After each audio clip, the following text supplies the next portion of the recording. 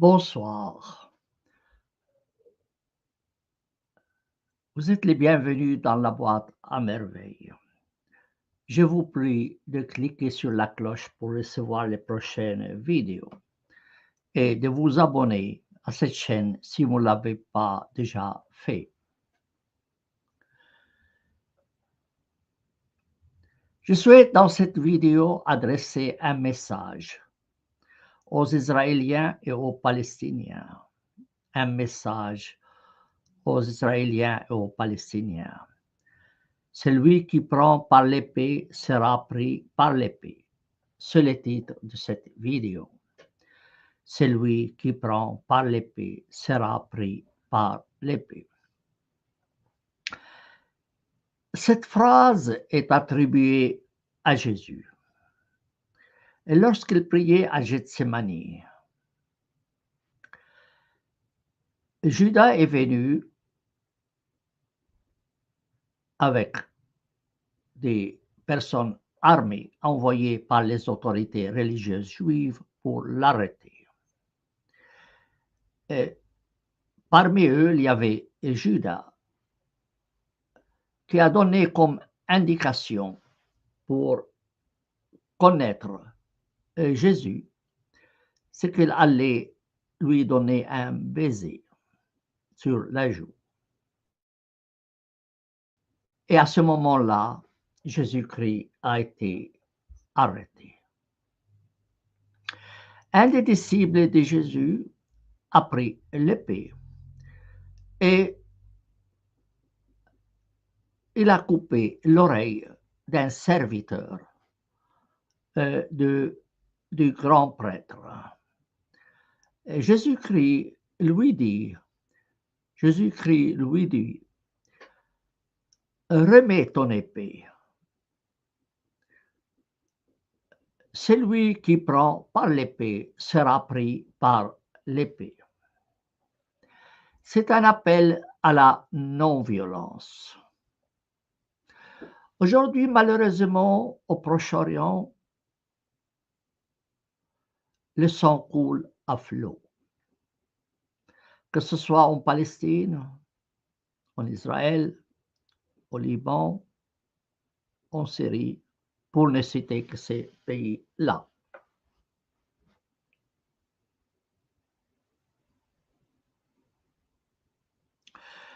Quand est-ce que les habitants de cette région mettre fin à ce flot de sang? La violence qu'exercent les uns et les autres ne peut contribuer à la paix au Proche-Orient. Elle ne fait qu'augmenter la haine mutuelle.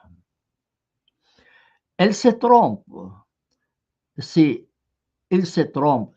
Israël pense qu'à travers ces violences contre les habitants de Gaza pourra s'assurer la paix.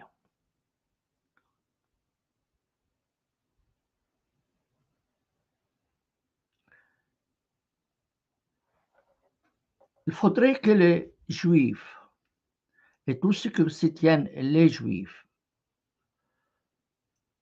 j'entends par là les Juifs qui soutiennent Netanyahou et les autorités et les pays occidentaux qui soutiennent Netanyahou, sachent que ce qui s'est passé à Gaza le 7 octobre n'est qu'une mise en scène israélienne.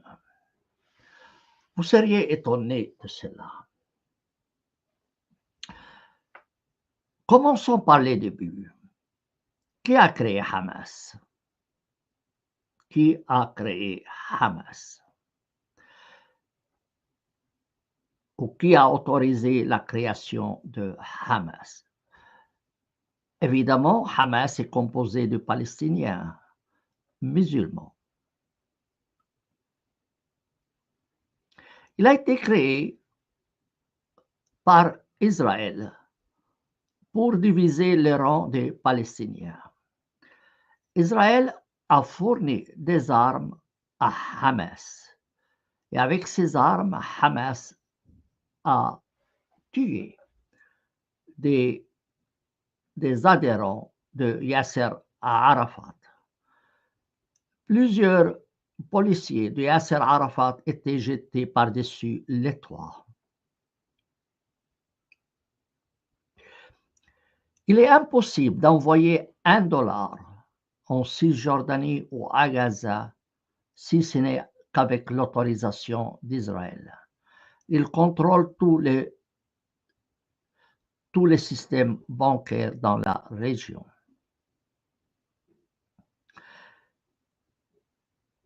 Alors, comment Hamas recevait son argent?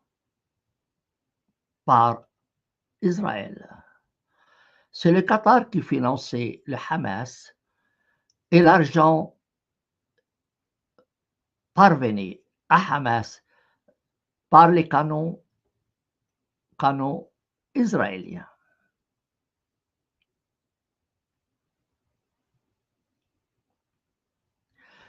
Le 7 octobre, je vous ai dit, eh bien, une mise en scène israélienne pour pouvoir justifier les crimes d'extermination dont sont victimes les Palestiniens actuellement par Israël. Quelle est ma preuve? Et ça, les Juifs doivent le savoir. Israël a retiré son armée de la frontière avec Gaza quelques jours avant le 7 octobre. Il était au courant de la préparation du 7 octobre. Il a retiré son armée pour permettre à Hamas d'entrer, de traverser les frontières sans problème. L'aviation israélienne n'est intervenue que tardivement pour arrêter l'avancée de Hamas. Et jusqu'à aujourd'hui, Israël refuse de créer une commission d'enquête pour déterminer comment les choses sont passées le 7 octobre. Il va de soi que son refus est dû au fait qu'elle a des choses à cacher. Comme je l'ai toujours dit depuis le 7 octobre, personne de nous n'a choisi ni son nom, ni sa famille, ni sa religion. C'est le fait du hasard.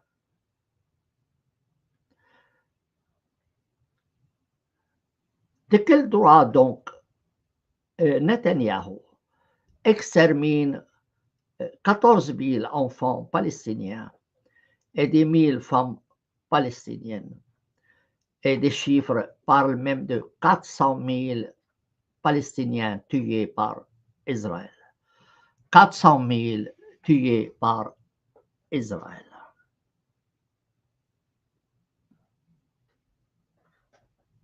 Chiffre évidemment qu'il faut vérifier. Quel est leur crime? Leur seul crime, c'est qu'ils ne sont pas juifs. Pourquoi Netanyahou extermine les Palestiniens? C'est parce qu'ils ne sont pas juifs. Exactement comme en Allemagne, on exterminait les Juifs parce qu'ils étaient juifs. Netanyahou répète le même scénario. Et cette fois, il extermine les Palestiniens parce qu'ils ne sont pas juifs. Les mêmes arguments, mais renversés. Ce qui se passe aujourd'hui à Gaza est une honte pour tous les Juifs qui soutiennent Israël. C'est une insulte aux victimes du nazisme, aux victimes juives du nazisme. C'est indigne de la part des Juifs de soutenir un gouvernement qui commet des crimes qui ne diffèrent pas des crimes nazis contre les Juifs.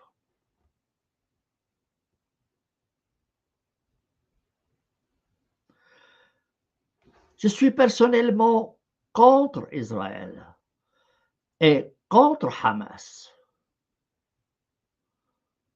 Et ce que je réclame, c'est un seul État avec des droits égaux pour tous, selon le modèle de la Suisse, dont d'ailleurs j'ai traduit la Constitution en langue arabe à la demande de la Confédération suisse.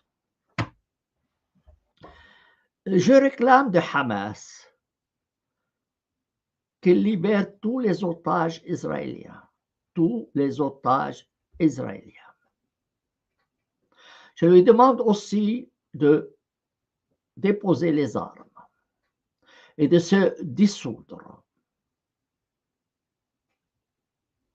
D'autre part, je demande à Israël de libérer tous les prisonniers palestiniens, d'annexer la Cisjordanie et Gaza et d'accorder la nationalité à tout le monde et de créer un État citoyen où tous seraient traités sur un pied d'égalité, quelle que soit leur religion. Je demande aussi aux autorités palestiniennes en Cisjordanie de supprimer l'article de leur constitution qui dit que l'islam est religion officielle de l'État. Israël doit de son côté aussi supprimer l'idée d'un État juif. Israël doit être un État à la manière suisse où tous sont des citoyens, indépendamment de leur religion.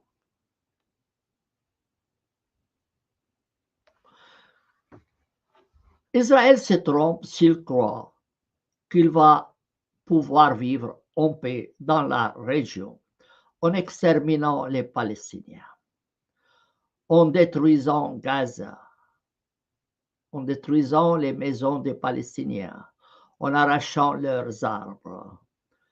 Il ne fait qu'augmenter la haine d'un côté comme de l'autre. Ce n'est pas un moyen pour parvenir à la paix, mais à perpétuer l'état de guerre au Proche-Orient.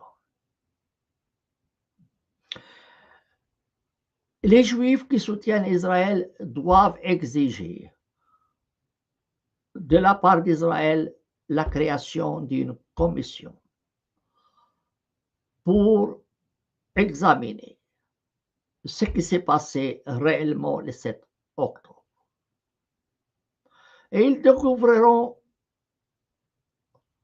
certainement que le 7 octobre n'est qu'une mise en scène israélienne pour justifier l'extermination des Palestiniens. Si nous revenons dans l'histoire, on constatera que les Palestiniens, il y a 2000 ans ou plus, étaient plutôt des polythéistes. Certains sont devenus juifs, après chrétiens et ensuite musulmans. Et aujourd'hui même, il y a des athées.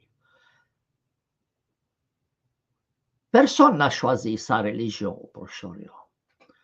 Personne n'a choisi sa religion.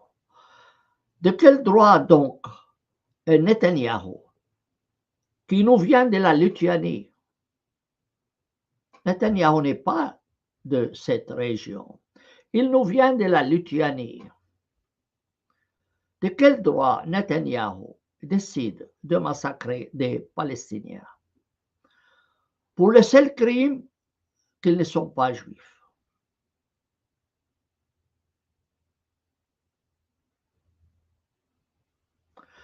Mon message donc aux Palestiniens, aux Israéliens, de mettre fin à ces conflits et de trouver une solution sans effusion de sang.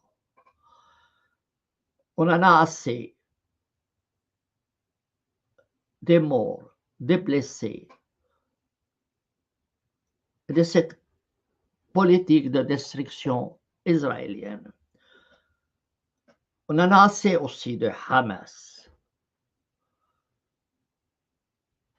Les victimes, d'un côté comme de l'autre, n'ont pas choisi. Ce sont des politiciens assoiffés de sang qui décident de la situation et qui, eux, arrivent à s'aimer la haine dans la population d'un côté comme de l'autre. Évidemment, il faudrait préparer les deux populations, palestinienne et israélienne, à s'accepter mutuellement.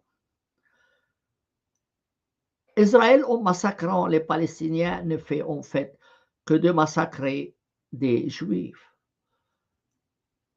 devenus musulmans sans même avoir choisi leur religion.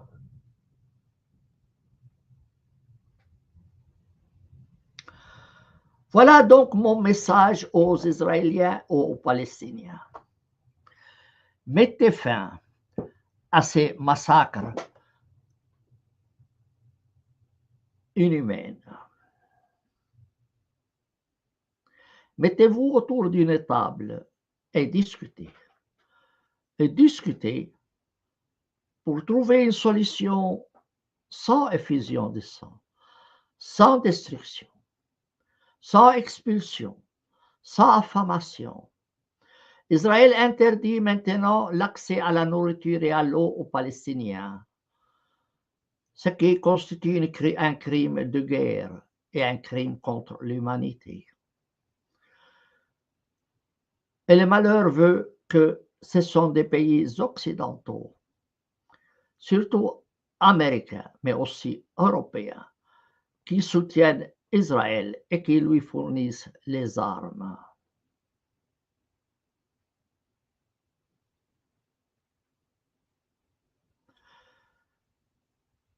Je ne peux rien, personnellement, face à ce qui arrive dans ma région d'origine. Mais j'ai le devoir de dénoncer cette politique d'extermination, cette politique de guerre irrationnelle, stupide.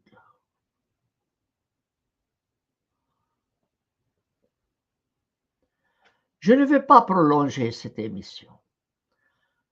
Donc, mon but est tout simplement de faire entendre ce message à tous qui veulent entendre. Et j'ai pris tous ceux qui entendront cette vidéo de la diffuser autour de vous. Peut-être qu'il y aura des gens qui se réveilleront et qui comprendront que ce qui se passe n'est pas admissible. N'est pas admissible. Cette chaîne se veut une chaîne de débat. Donc, toute personne a le droit d'intervenir pour poser des questions ou faire ses remarques. Si l'un ou l'autre de vous veut intervenir, vous avez ici le lien. Vous n'êtes pas tenu de le faire, mais si vous souhaitez le faire, vous êtes toujours le bienvenu. Et si ce n'est pas le cas, bien tout ce que je peux vous dire, c'est que nous devons avoir une pensée envers ceux qui souffrent dans notre région. quelle que soit leur religion.